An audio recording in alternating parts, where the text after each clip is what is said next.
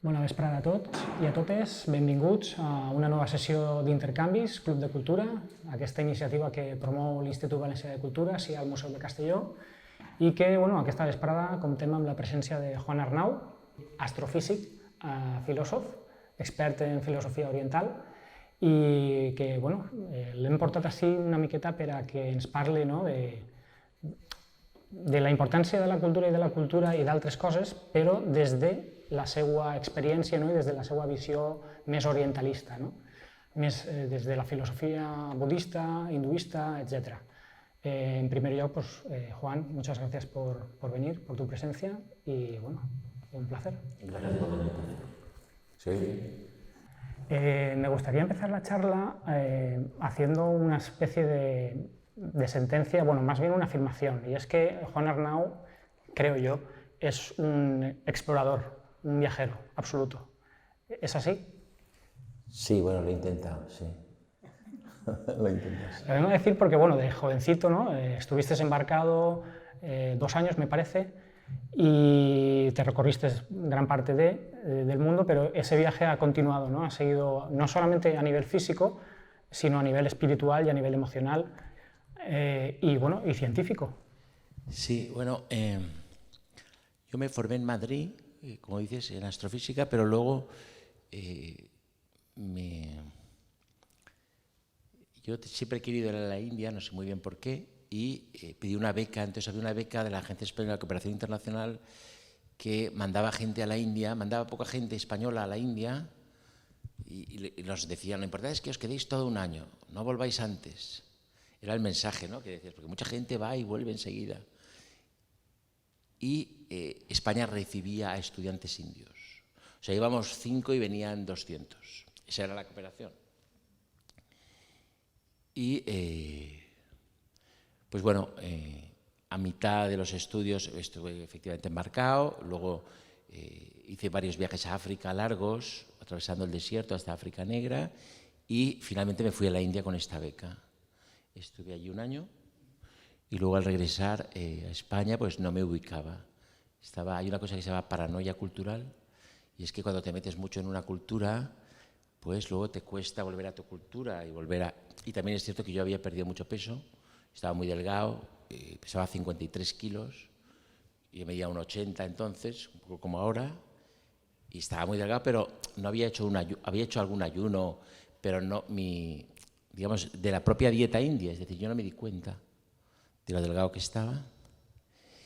Y estuve 6 meses como enfermo, sin encontrarme, sin saber muy bien quién era, ¿no?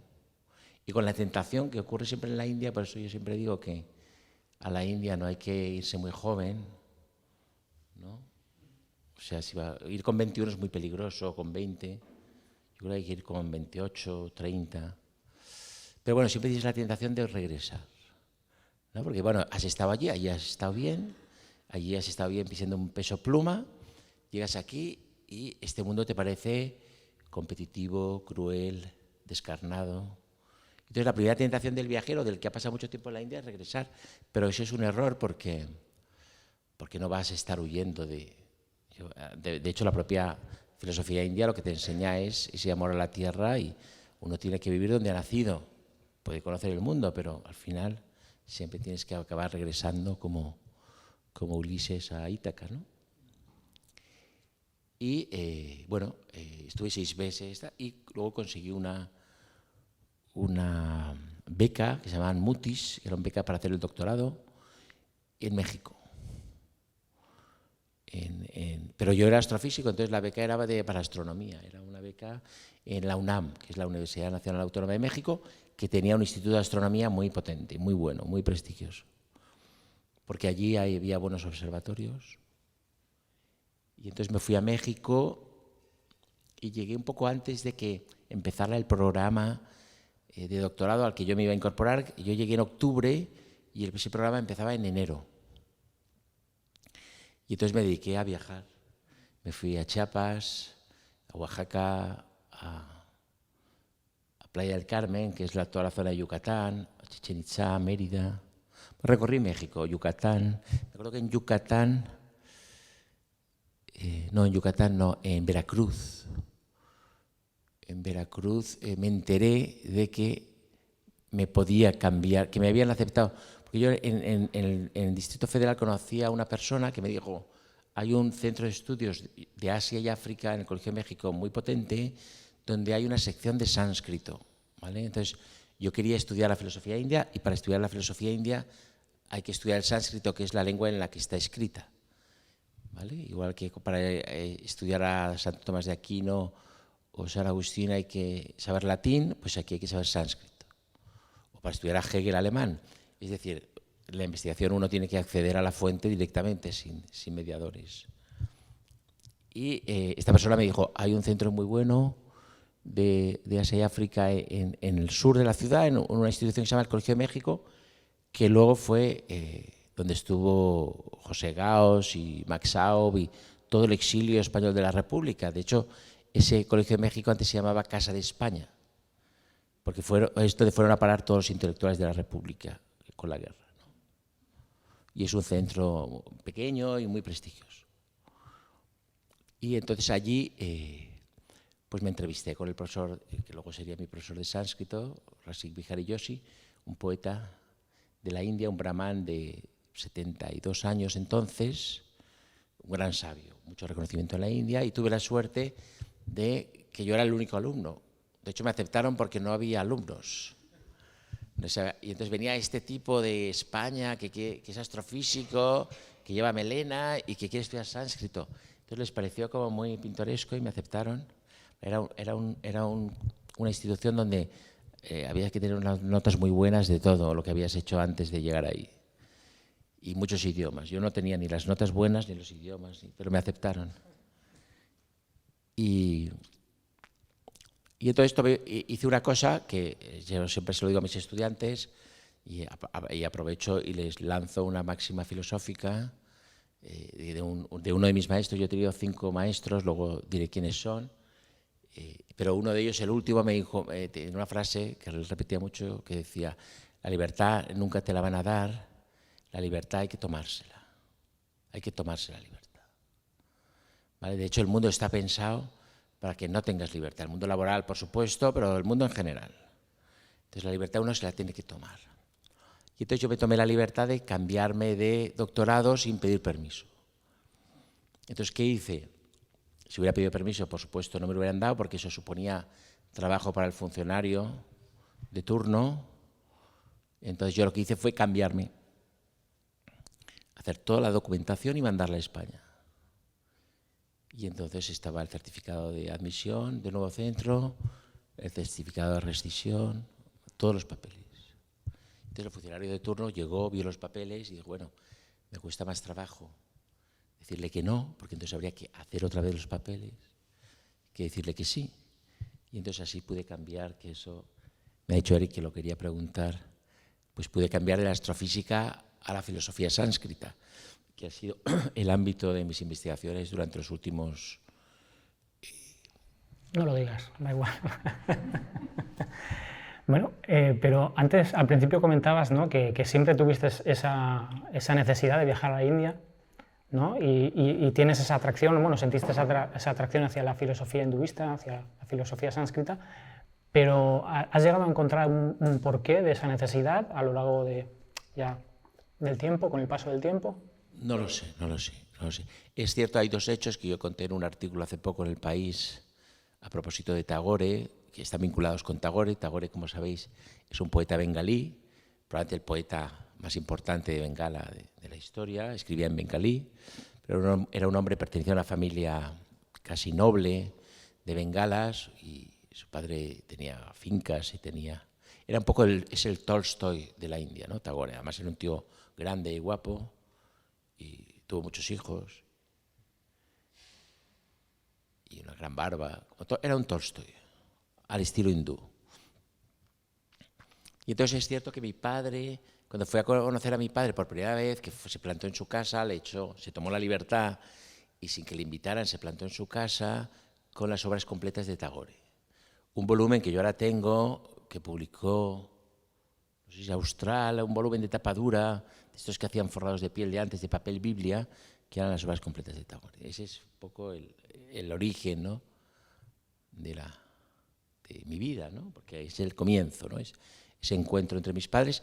Y luego mi madre me leía, esto también lo he contado otras veces, cuando yo tenía 10 años alquilamos una casa en Albarracín, un pueblecito que está cerca de aquí, Teruel, y entonces una casita junto al río, y ahí mi madre me leía cuentos de Tagore. Entonces quizá de ahí, yo no era el perfil, también esto lo he contado mucho, no era el perfil del que se va a la India, yo no hacía yoga, no tomaba té, no llevaba chales, ni era un joven suave, ¿no?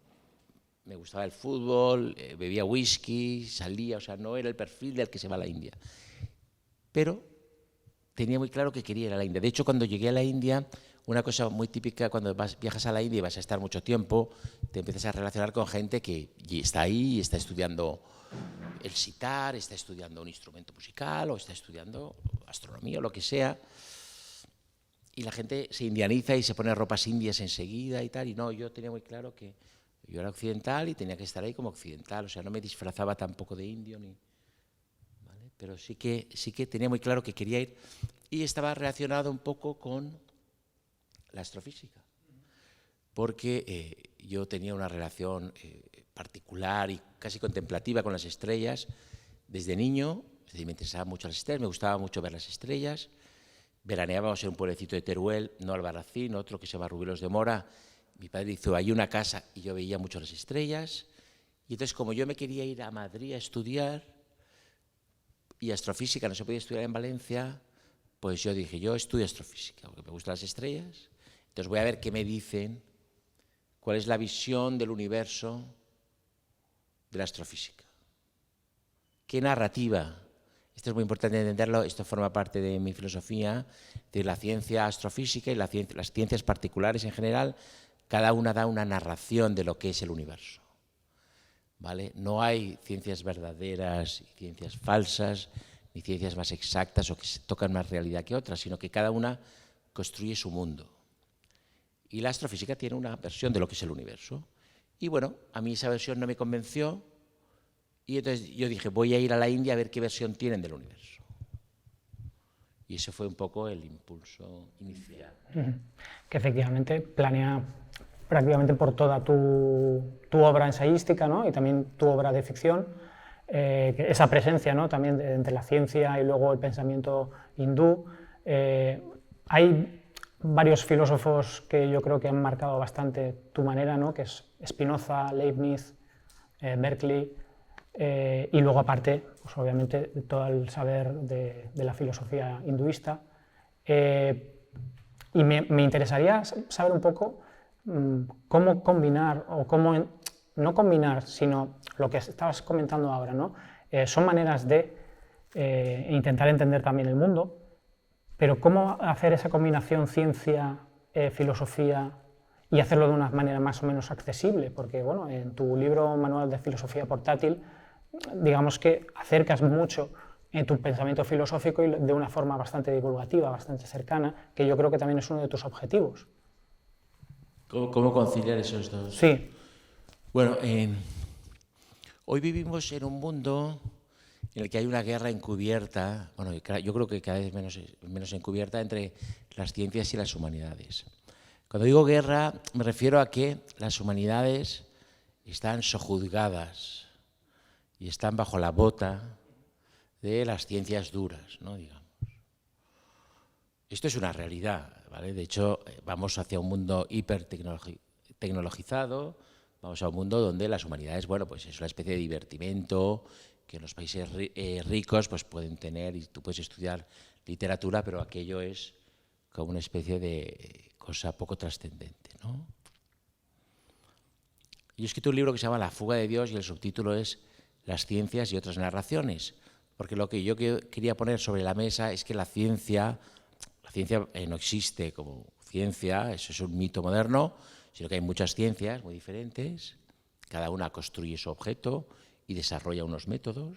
Tampoco existe el método científico, estas cosas que se enseñan en secundarias son mentira, cualquiera que haya estado dentro de un laboratorio lo sabe. Cada disciplina particular crea sus propios métodos y no hay un método compartido de todas las ciencias, ¿no? Y lo más importante es que cada ciencia crea su objeto. Crea su objeto. Es decir, que no solo crea una imagen del mundo, sino que crea un objeto o un conjunto de objetos. En el caso de la física, por ejemplo, ese conjunto de objetos son, en el modelo estándar de la física cuántica, pues son toda una serie de partículas, ¿vale? Que no son descubiertas, son creadas, ¿vale? Esto lo explicaba muy bien un filósofo de la ciencia que ha muerto recientemente, Bruno Latour. Hay un documental extraordinario en YouTube, que si ponéis entrevista a Bruno Latour, hay 2 episodios. El segundo es donde él, digamos, se quita la máscara, porque él ha sido un hombre que ha estado dentro de los laboratorios, ha sido un gran historiador de la ciencia, pero el predominio, esa guerra encubierta o no tan encubierta, ha hecho que muchas cosas no las pudiera decir claramente, y entonces se enmascaraba con esa retórica francesa tan del gusto galo, pero ahí en ese documental al final se muestra, ¿no? Y entonces él pone el ejemplo, bueno, él cuenta el ejemplo de cuando un laboratorio de California donde él estuvo investigando como antropólogo, o sea, él decía, bueno, igual que los antropólogos se van a Australia a ver esas tribus, a ver cómo viven, y viven con ellos, y a ver cómo hacen la comida, y qué rituales, ¿no? ¿Qué rituales hacen para la lluvia? ¿Vale? Pues le dice, pues nosotros como antropólogos vamos a meternos en un laboratorio y vamos a ver estos animales de laboratorio qué hacen. Y vamos a ir siguiendo, y él está 2 años con un compañero. ¿Vale? Sacó un libro difícil de leer, muy interesante, que se llama Vida de laboratorio. ¿Vale? Y entonces la conclusión final de todo eso es que, igual aquí me voy a meter un poco en Honduras, ¿puedo? ¿Sí? La conclusión final de todo eso es que la modernidad, porque luego tiene otro libro muy importante que se llama Nunca fuimos modernos, no quiero hablar solo de Latour, pero es que estas ideas son también mis ideas, ¿no? La modernidad, que empieza con Descartes, empieza con una partición. De hecho, en filosofía se llama la bifurcación cartesiana. Y es que en el mundo hay 2 cosas. Hay una res extensa y una res cogitans, es decir, hay pensamiento y extensión. ¿Vale? La extensión es inconsciente y mecánica, y el pensamiento es consciente y, en el caso del hombre, libre. ¿Vale? O sea, en el hombre hay conciencia y libertad, y en el resto hay mecanismo. ¿Vale? Con lo cual el mundo se asemeja a un gran reloj o a un gran mecanismo, ¿no? ¿Vale? Pero claro, esto creaba lo que se llama en filosofía el problema de la percepción. Es decir, porque la percepción es un fenómeno mental, ¿vale? Pero que se supone que está dirigida al mundo exterior, que se supone que es un mundo mecánico e inconsciente. ¿Vale? Entonces, esos 2 ámbitos es lo que nosotros llamamos naturaleza, en antropología se llama naturaleza y cultura. ¿Vale? Y desde Descartes están separados. ¿Qué dice Latour? ¿Y qué dicen los filósofos de la ciencia en esta línea? Pues plantean un panal de abejas. ¿Vale? Todos hemos visto un panal. Un panal no cultivado, un panal natural de abejas. O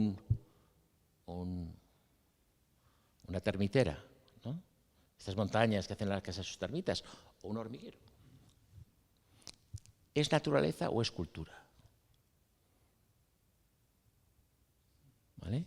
Entonces la teoría dirá, es un híbrido, porque claro, hacer un panal requiere cierta cultura, que genéticamente o de algún modo las abejas adquieren y saben hacer su panal. Es decir, un panal es un híbrido naturaleza-cultura. Entonces lo que dice Latour, por eso escribe un libro que se llama Nunca fuimos modernos, es que esa supuesta bifurcación luego no se cumple porque las ciencias van creando híbridos continuamente naturaleza-cultura. Este edificio es ¿naturaleza o es cultura? La gente tendería a pensar, no, esto es artificial, esto es cultura. No, esto es como un panal. Nosotros somos seres humanos, animales, pertenecemos a la naturaleza y nos hacemos estos edificios para exhibir arte, otros para vivir, como en un panal. Pero donde llega y donde un poco da en la clave, porque esto lo podemos entender, es que él dice, un electrón también es un híbrido, naturaleza-cultura. Un electrón es algo que está ahí fuera, porque un electrón, desde la teoría cuántica, y Latour la conoce, no es solo el electrón. Un electrón es un sistema cuántico donde está el electrón, donde está el instrumento que lo registra, una cámara de burbujas, o un contador Geiger, o el instrumento que sea, y está el cuerpo del que lo observa, del investigador. Un sistema cuántico, donde hay esos tres elementos. Uno sería supuestamente natural y los otros dos serían cultura. ¿Vale? Todos los conocimientos científicos son conocimientos híbridos, naturaleza-cultura. ¿Qué pasa? Que lo que la ciencia presenta, o el discurso hegemónico de las disciplinas científicas, ¿qué pasa? Que él lo cuenta, Latour lo cuenta con el caso de la endorfina, porque en el laboratorio donde está él, ese laboratorio descubre la endorfina, y él dice, no, el laboratorio no descubre la endorfina, la crea artificialmente, pero una vez la ha creado, ya el discurso científico empieza a hablar por boca de la endorfina. No, la endorfina dice, yo soy así, yo soy esa, yo vivo independientemente. Esto es un tema central, porque nos dirigimos hacia un mundo, como digo, hipertecnologizado, donde esos híbridos se van a multiplicar. Y nos van a contar que esos híbridos son naturaleza y que hablan por sí mismos. Pero va a haber alguien que va a ser el portavoz, es como un ventríloco, ¿no? Es decir, que disimula, pero el que está hablando es otro. ¿Vale? Esto es muy importante entenderlo. Para mí es el tema de nuestro tiempo, como diría Ortega, para entender el mundo hacia el que vamos, ¿no? Y aquí las humanidades y la filosofía, y sobre todo la filosofía de la ciencia, tienen mucho que decir. Vamos a perder, esto es seguro. Los humanistas vamos a perder siempre esta batalla. Pero hay cosas que hay que decir, sobre todo porque surgirán ciertas cuestiones importantes. Ahora lo hemos visto hace muy poco, ¿no? Estos últimos años, ¿no? Es decir, van a surgir, esto es algo que la filosofía ya había anticipado, ¿no? La biotecnología, ¿no? Y cómo la biotecnología iba a ser la ciencia, de hecho ahora es la ciencia de moda, ¿no? Está la neurociencia y la biotecnología que han suplantado a la física, ¿no? Que ha sido la ciencia a la que todas las ciencias han querido parecerse. ¿Vale? Sí, efectivamente, bueno, en tu último libro, ¿no? En la mente del mundo, la aventura del deseo y la percepción, planteas muchas de las cuestiones que acabas de abordar, ¿no? Esa especie de dualidad que existe desde los tiempos de Descartes, y luego también el hecho bueno, el tema de la conciencia, ¿no? De la conciencia y la mente, la diferencia que puede haber entre una y otra, y me parece bastante oportuno para abordar otra cuestión que me ha interesado mucho en la parte inicial del libro, que mencionas que la filosofía es un género literario. ¿No? Me ha resultado bastante chocante. Bueno, es que todas las ciencias tratan de decir, no, mi discurso es un discurso sobre lo real y lo demás es metafórico, ¿no? Es el dilema de lo literal y lo metafórico, no. La física, un físico dirá, no, yo hablo de la realidad. Los filósofos hablan de especulaciones, ¿no? Es decir, el que quiere legitimarse, pues se ve a sí mismo como alguien que habla de lo literal. Pero las metáforas, y esto se sabe, esto lo sabe cualquier buen científico, son fundamentales en la vanguardia del conocimiento. Ahora hablaré un poco de las metáforas. Pero en la mente del mundo, porque fijaros que esa distinción, eso que dice Latour, ¿qué hace? Pues eso hace que el electrón sea algo mental. ¿Por qué? Porque el instrumento que lo detecta, ese instrumento está hecho con una teoría. Y esa teoría ha sido pensada, ideada por una mente humana. ¿Vale? Es decir, que lo que hace esta visión de los híbridos naturaleza-cultura es que todo tenga una naturaleza mental. Todo en la realidad. Esto es una idea budista y este es el tema de En la mente del mundo. Es decir, cómo nuestra mente debe navegar en la mente del mundo. Es decir, qué, digamos, instrucciones de uso podríamos dar para navegar en la mente del mundo desde la perspectiva de la filosofía de la ciencia y de la filosofía oriental, concretamente de la filosofía budista. Es decir, yo que soy una mente, ¿cómo he de navegar en esta mente del mundo? ¿Vale? Y no naufragar. ¿Vale? Bueno, el libro presenta tres hipótesis, ¿no? que son bueno, las que en principio a partir de ahí comienza el libro, ¿no? Planteando esas tres hipótesis, esos tres objetivos. ¿Cuáles son? Eso es lo que quería preguntarte exactamente. Es que no me acuerdo.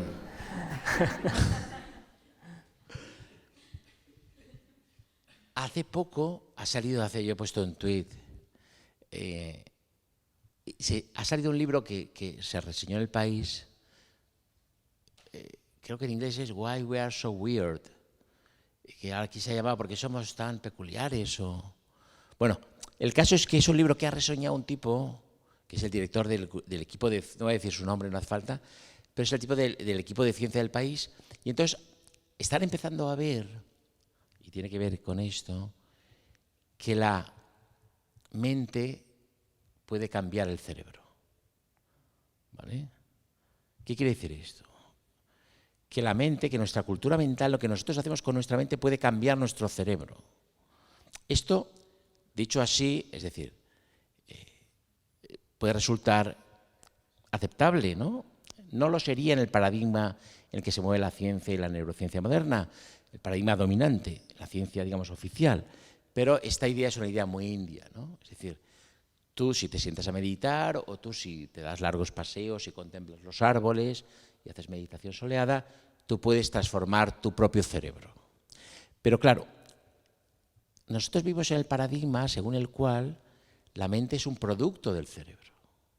Esto es algo que además se enseña a nuestros hijos. Es mentira, pero se los enseña en las escuelas, ¿no? Es decir, el cerebro produce la mente y el modelo que se utiliza en las neurociencias es el de un ordenador, ¿vale? Y el cerebro también produce un epifenómeno que es lo que es como la neurociencia moderna lo llama, como lo llama Daniel Dennett, todos los popes de la ciencia de esta corriente de pensamiento, que es la conciencia, es decir, es una especie de humo, un tufillo que sale del cerebro que es la conciencia, ¿vale?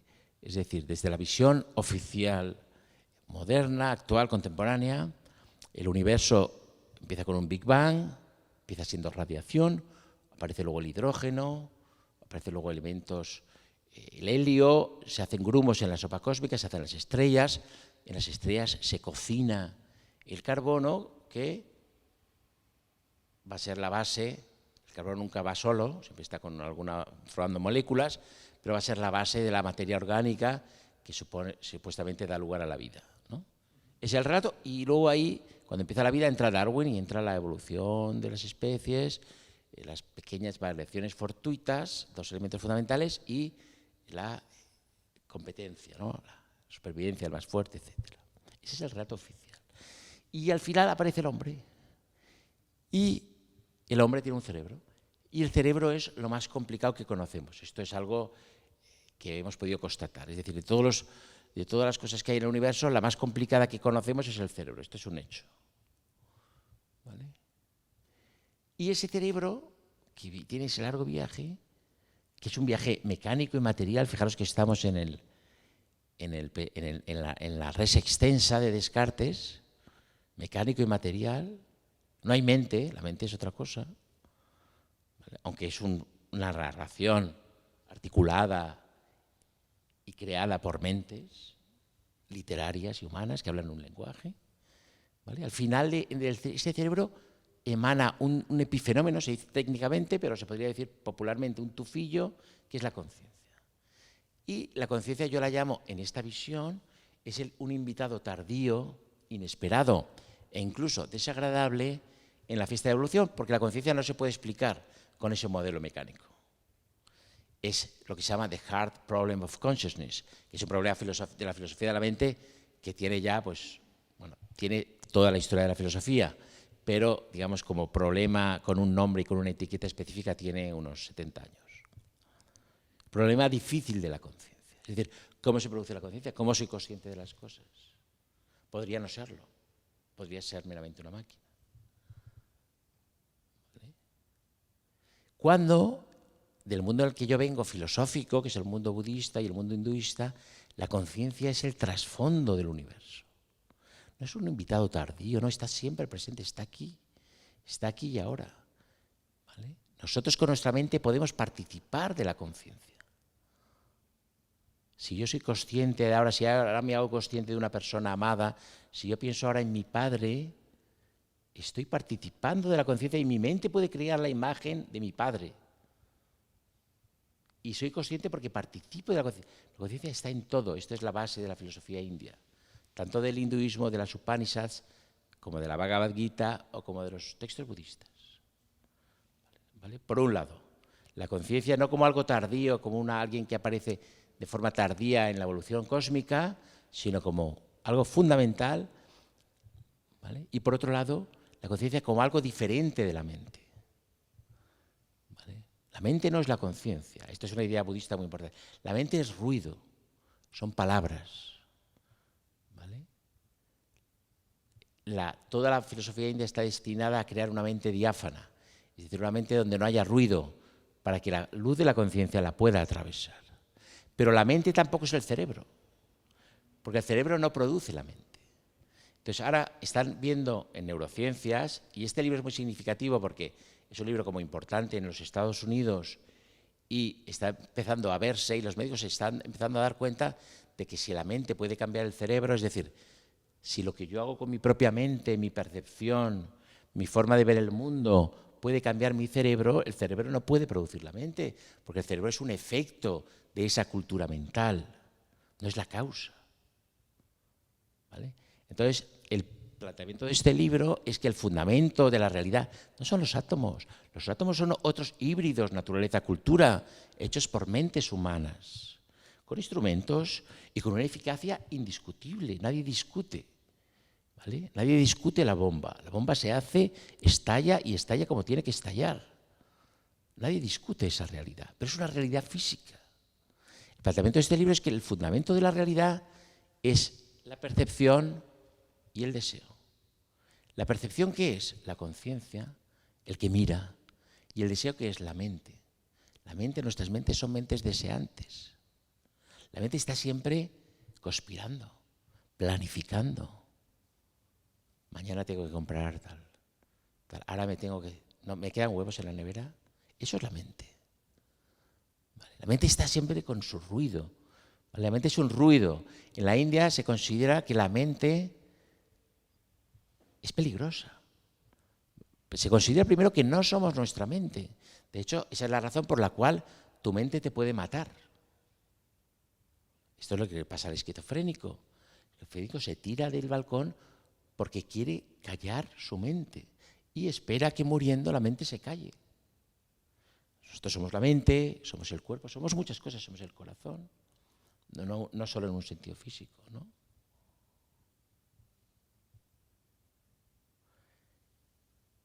La mente es deseo y la percepción es la conciencia. Y el mundo, y esta es la filosofía en la que yo me muevo, y es lo que plantea este libro en el mundo moderno, porque este no es un libro de filosofía india ni filosofía oriental, es un libro de filosofía de ahora, ¿vale? Esos son los fundamentos de la realidad. Y con esos fundamentos hacemos el electrón, hacemos el protón, hacemos el cohete, hacemos la vacuna, hacemos todo. Pero los elementos, los fundamentos de lo real, y ahí entra Berkeley, que tú has mencionado, es la percepción. No es ni siquiera el deseo, porque el deseo es un subproducto de la percepción.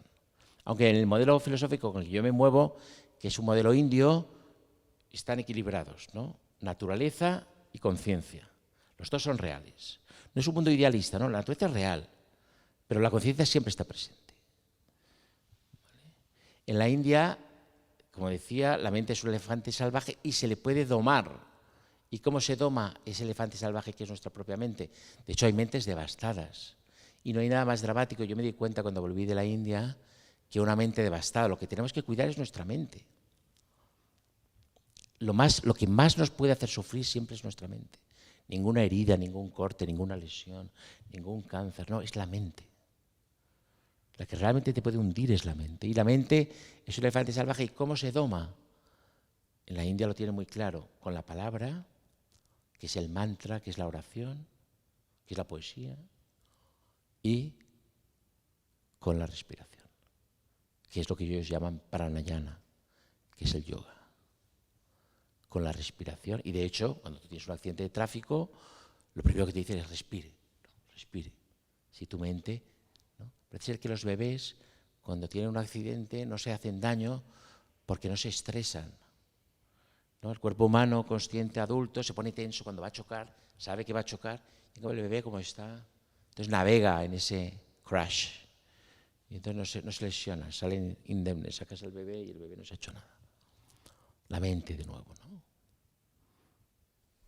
Bueno, y teniendo todo esto en cuenta y rescatando también lo que habías dicho al principio, ¿a qué retos nos enfrentamos ahora? ¿Es esa tecnologización extrema? Esa tecnolatría va a hacer que ya está ocurriendo y lo vemos con nuestros hijos. Tú que ahora vas a ser padre, tal, tendrás que trabajártelo. Es decir, es un deterioro profundo de la cultura mental. Porque tener tu foco a un palmo de los ojos durante muchas horas, ¿no? Es decir, el gran abuso y lo que no teníamos que haber consentido, pero que se ha producido en las democracias liberales, es que los niños y los adolescentes formaban parte del mercado, de los objetivos de mercado de las grandes compañías, ¿no? Entonces, ahora, claro, los tienen enganchados. Entonces, eso va a deteriorar su cultura mental. Entonces, ese deterioro de la cultura mental tendrá unas consecuencias, probablemente físicas también, porque la cultura mental lo es todo. La gente que tiene una mente ordenada y clara, esa gente no enferma. Eso es un hecho. Yo lo compruebo con la gente que conozco. Es decir, y claro, ahí nos estamos jugando mucho para que unos señores pues hagan caja, ¿no? Que es lo que pasa al final siempre con este sistema, ¿no? Se trata de hacer caja, de ser competitivos. Ahora estamos, fijaros, dos grandes evasiones. Ahora los tecnobillonarios, que es muy, muy importante entender que estos tecnobillonarios no deben ser admirados. Son muy catetos. Catetos. Es decir, sus mitos son mitos de serie B, de mala literatura, de ciencia ficción mala, ¿vale? Uno nos quiere llevar a Marte. Yo siempre digo, yo soy un amante, estamos en un museo de bellas artes, yo soy un amante del verde es mi color favorito, pero también del azul. En Marte no hay verdes y azules, es decir, es una vida sin verdes y azules, eso es una vida deteriorada. Nosotros somos, yo siempre digo, últimamente digo, yo detesto los nacionalismos, pero ahora asumo un nacionalismo, que es el nacionalismo terrícola. Yo no me quiero ir del planeta azul, yo quiero azules y verdes. En Marte no los hay, al margen de que en Marte tienes que vivir escafandrado, es decir, no puedes respirar, no puedes bucear, no, con la escafandra, ¿vale? Uno nos quiere llevar a Marte, usar y tirar el planeta. Y el otro está haciendo un metaverso para que ya directamente no percibamos más que lo que nos ofrece la pantalla, ¿no? Y vivamos en ese, es decir, es un deterioro profundo de nuestra percepción y de nuestra mente. Y vamos a eso, ¿vale? En un caso, yo tenía un amigo empresario más tolerante con estas cosas que yo, me dice, hombre, los pobres del mundo que están trabajando deslomándose, pues llegan a su casa, se meten en el metaverso y están en un hotel de 5 estrellas con jacuzzi y con un Ferrari en la puerta. Voy diciendo, es el paricirco, es horroroso. Pero bueno, eso es lo que, donde se está invirtiendo el dinero. Ese es el mundo al que vamos. ¿Y cómo se puede recuperar esa cultura mental? Bueno, ahí, claro, pues con lo que uno haga con su propio tiempo y con su propia vida. Es decir, y ofreciendo cierta resistencia y cierto discurso también para no caer. Yo soy una persona optimista, no me gusta mandarle mensajes negativos, pero la situación está fea, entonces hay que activarse. Yo tengo mi editor, Jacobo Siruela, dice, no, acabaremos en cuevas, los que nos resistamos a... Porque luego entra el cyborg, ¿no? Y es que implántese usted esto para tener mejor memoria. Antes era el audífono, ¿no? Que está muy bien, Pero ahora es ya, implántese usted esto, que entonces va a tal, o estas gafas que hace Google, que Google te va a decir lo que es la montaña. Tú te vas a un paisaje para ver la montaña y ver cómo cambia la luz en la montaña. Entonces Google te pondrá una pantalla, te pondrá las gafas y dirá, silicio, tanto por ciento, metano, tal, te dará datos de la montaña. ¿Sabes? Te dirá lo que es la montaña en lugar de déjame que yo experimente la montaña a mi manera y que tenga mi propia impresión de la montaña. No me pongas este velo de información, ¿no? Hay una ceguera del dato. Este es otro tema. Se piensa que la información es conocimiento. La información no es conocimiento. El conocimiento es percepción y deseo. Eso es el conocimiento. La información es información y se puede manejar de muchas maneras, ¿no? Pero nos transmiten constantemente ese mensaje, ¿no? Es que tenemos más información, ¿no? Como si la información nos pudiera hacer feliz. Esto se conecta con esta teoría, este otro mito moderno, que es la teoría del todo, que pretende unir la teoría cuántica con la física, la relatividad general, ¿no? A una ecuación. Vale, ya tenemos la ecuación, imaginaros, ya está la ecuación. ¿En qué cambia nuestras vidas? Tenemos una ecuación, la teoría del todo, así. Sí, que se pueden fabricar otros cacharros, como hicimos con la bomba o como hemos hecho con el LHC, con el acelerador de hadrones de Ginebra, ¿no? Pero ¿en qué cambia? ¿Cómo vamos a curar nuestra melancolía? ¿No? ¿Cómo vamos a cumplir nuestros deseos? ¿Cómo vamos a recibir amor? O sea, ¿en qué cambia que tengamos esa ecuación? Que tengamos esa información, ¿no? Y entonces, esos modos de resistencia, por ejemplo, podría ser esa vuelta que de hecho es palpable, ¿no? Últimamente con el discurso y el planteamiento del cambio climático, ¿no? La emergencia climática, esa vuelta a la naturaleza, es decir, volver... Claro, vamos a ver, nosotros somos ya una civilización tecnológica. Esto es indiscutible y en cierto sentido es imparable. Es el destino que toma Occidente, que lo tomó a partir de la partición cartesiana, porque Descartes dijo una cosa que es fundamental, no la dijo él, la dijo Galileo, pero es fundamental, ha sido fundamental en nuestro destino. Galileo dijo, la naturaleza habla el lenguaje de las matemáticas. Esto es mentira, pero también se enseña en las escuelas. La naturaleza, y esto lo explicaba muy bien Niels Bohr, que es el padre de la física cuántica, la naturaleza habla el lenguaje que nosotros le propongamos. Si nosotros interrogamos a la naturaleza matemáticamente, la naturaleza nos responderá con cantidades, con números, con matemáticas.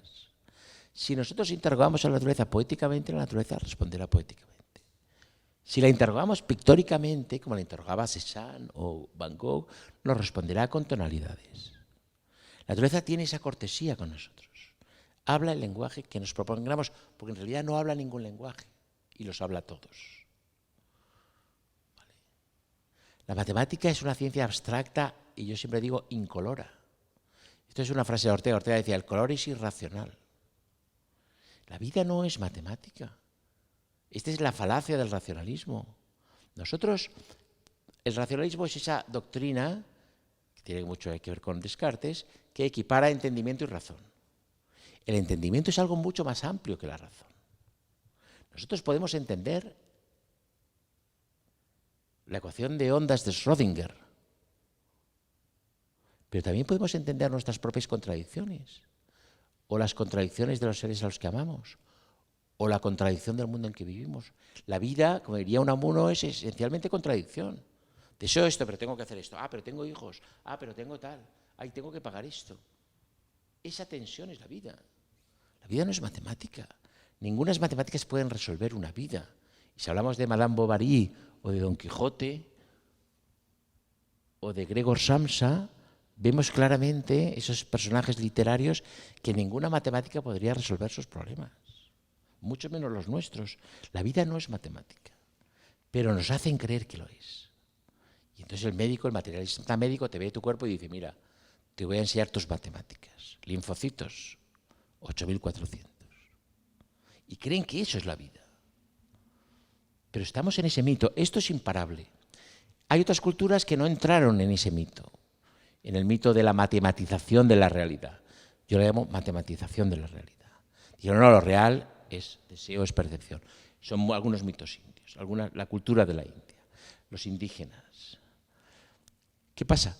Que nuestro mito, que es un mito, que es el mito de la ciencia una y matemática, es muy poderoso y ha logrado dominar el mundo y sigue dominando el mundo. Y la India, por ejemplo, la India de hoy, o China, Xi Jinping ha dicho hace poco que el objetivo de China es la supremacía tecnológica. Es decir, en China, que hay una tradición sapiencial tan rica como la de la India, están en esa carrera también. Es decir, que nuestro modelo no solo ha sido un éxito que nos ha permitido dominar el mundo y todo el periodo colonial y explotar las colonias asiáticas, africanas y americanas. No solo eso, sino que aquellos pueblos han dicho, nosotros también queremos la bomba, vamos a hacerla. ¿Y cómo la hacemos? Con físicos, ¿vale? Y ellos efectivamente tienen la bomba. India tiene la bomba, China tiene la bomba, Rusia tiene la bomba. Y aquí estamos, ¿vale? Entonces, claramente hay que frenar, esto del cambio climático es un tema urgente, hay que frenar. Yo creo que fracasaremos, porque estamos ya tan acelerados, pero hay que frenar. Esto es indudable. ¿Cómo? Pues habría que ver, habría que entrar en la casuística. Yo siempre digo, tengo una visión como muy antropológica de la realidad. Yo me considero a veces más antropólogo que filósofo. Entonces yo digo, los problemas antropológicos siempre son casuística, es decir, a ver qué caso particular. Esta niña que tiene el hijab, que su padre quiere que se lo ponga, su madre que no, la escuela no le deja, pero pues no hay una solución. Todos con hijab, nadie con hijab, no. Vamos a ver este caso particular y cómo lo resolvemos.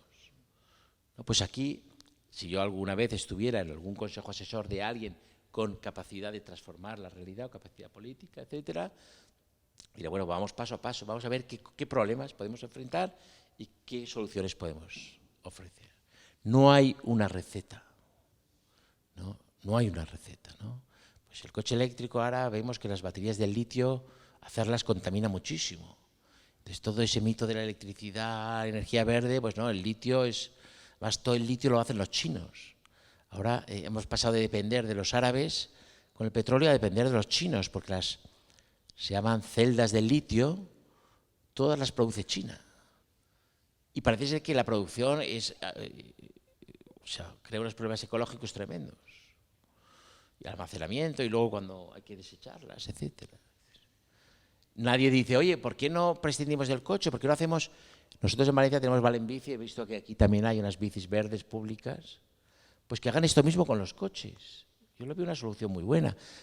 Ya no hay coche particular, hay coches públicos y tú con una aplicación cojo este coche, me vengo a Castellón, pum, lo devuelvo, ¿no? Y en lugar de un parque de no sé cuántos coches, pues hay, ¿no?, medidas de ese tipo. Los americanos, que son muy suyos, dicen, no queremos renunciar a nuestro way of life. Y nosotros, petróleo barato, coches, cuantos más mejor, pues bueno, habrá que, ¿no? Pero ahí, por ejemplo, entra la problemática de no llegar nunca a un común entendimiento. O sea, parece que nunca nos vamos a poner de acuerdo en nada. Claro, y luego está el tema también histórico y colonial, la historia nunca empieza ahora, que el pobre, que ahora es rico, que ahora es nuevo rico, dice, tú ya, claro, tú has estado 200 años con coches, pues déjame ahora tener a mí los míos. Que es lo que podría decir China o India a Estados Unidos. Ustedes llevan tal, ahora que nosotros tenemos dinero, déjame tener mis coches, ¿no? O sea, Bueno, en tu trabajo también has reivindicado mucho la necesidad de otra ilustración. Claro. ¿Esto es posible? Bueno, es que ha habido una ilustración dominante, ¿vale? Esa ilustración dominante, las tres personas más importantes del pensamiento moderno son Descartes, Darwin y Kant, ¿vale? En Europa, o sea, la ilustración es un fenómeno, es el resultado de la lucha entre los jesuitas y los ilustrados. Francia es el caso paradigmático. Entonces, de hecho, Voltaire utiliza toda la información que se tiene de los jesuitas de China, ¿no?, para tratar de... Y la idea fundamental, que era necesario, porque los jesuitas tenían mucho poder, para acabar con la escolástica, ¿vale? La ilustración empieza con esa matematización de la realidad que la propone Galileo, pero el que la lleva a la práctica, digamos, filosóficamente es Descartes. El discurso del método. Es el libro más importante de la modernidad. Un libro que tiene ya casi 300 años. ¿Vale? Que él dice, las ciencias son una y todas son matemáticas. Por eso la psicología ahora está perdidísima. Lleva 200 años perdida. ¿Por qué? Porque ha intentado parecerse a la física. Por ejemplo, en psicología, esto es algo lamentable y nadie lo dice. Tú ves un grado de psicología y no hay una asignatura sobre la imaginación. Todo es parecerse a la física. Todo es matematizado. La imaginación es el fundamento de la mente. No hay una asignatura que sea, bueno, ¿qué nos puede decir este profesor experto en la imaginación? En la imaginación egipcia, la imaginación china, la imaginación india, americana, indígena, europea. No hay una asignatura. ¿Por qué? Porque quieren alejarse de las letras. Ellos quieren ser ciencia. De hecho, ellos quieren entrar con medicina. Que la facultad dependa de... Pero los médicos son muy cabrones. Entonces, se dan cuenta que los médicos no son unos tiranos. Entonces, a ver dónde nos metemos. Pero lo importante es que la literatura no. La imaginación no.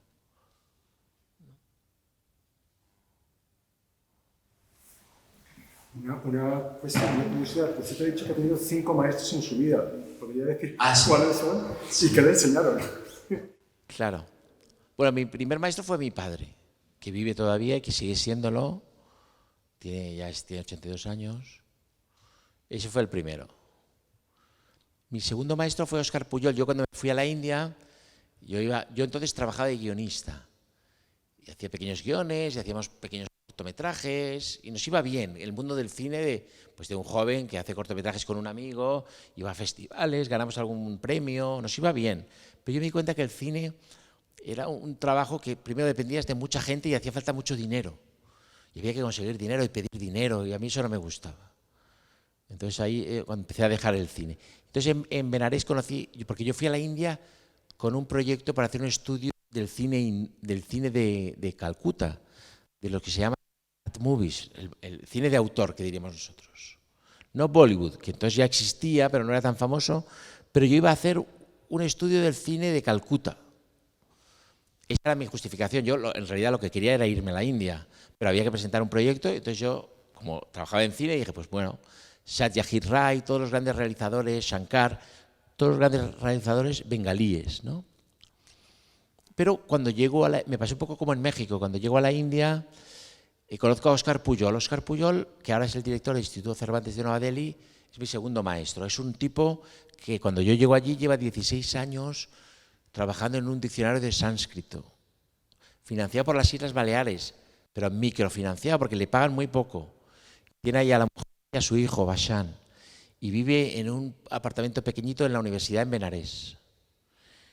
Y él tiene una especie de despacho que parece una cabina de teléfonos de lo pequeña que es, pero el techo alto y lleno de libros, ¿no? Y está ahí con su diccionario. Y entonces en conversaciones con él es donde yo me empiezo a interesar en el pensamiento. Yo ya leía filosofía y leía literatura, pero es ahí donde yo empiezo a meterme en el mundo indio, ¿no? Ese es mi segundo maestro. El tercero es mi profesor de sánscrito, que no solo es profesor de sánscrito, es un astrólogo y es un poco chamán. Y es un hombre que tiene un gran poder mental. Y es un hombre que, por ejemplo, un día, yo me di cuenta después, pero un día yo era su único alumno, entonces estábamos en clase él y yo. Y un día al que él lo pillé de mal humor o yo había hecho algo que no le había gustado, me hizo llorar. Noté como su mente, en inglés se dice taking over, no se apoderaba de mi mente. Yo me eché a llorar.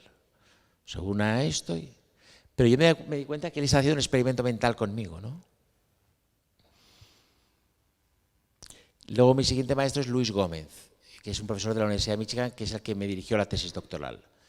Es con el que aprendí budismo, desde una perspectiva académica.